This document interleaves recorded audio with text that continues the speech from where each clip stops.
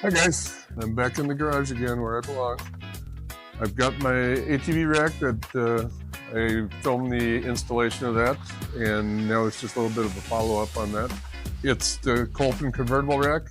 You can have it in the top position here, or you can have it hanging from the frame down below, which, if you recall in the first video there where I was installing it, that's what I did. I hung it from the rack.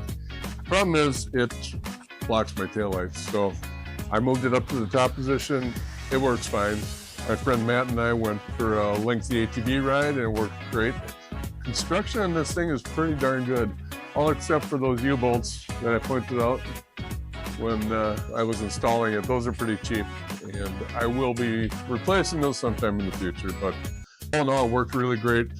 It's a Kolpin, K-O-L-P-I-N. I've had some of their products before, like gun cases and different racks and boxes and so on. And for their price, they're pretty affordable and they're decently constructed. So I would highly recommend them. There are more expensive options out there, but it all depends on what you need it for.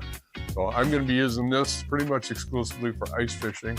I'll be doing a video on my ice fishing setup here for the ATV.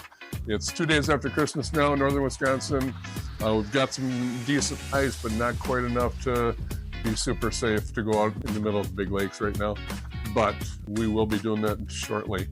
So that's that. Like I said, I'll be filming a video about my ice fishing setup on the ATV. I've got an auger that mounts on the front. I've got a phone mount for using my Navionics GPS, all that stuff. And we'll do that for you. Now, this is my garage. I'm starting to do videos now. This is the first one. So thank you for joining me. We'll see you next time.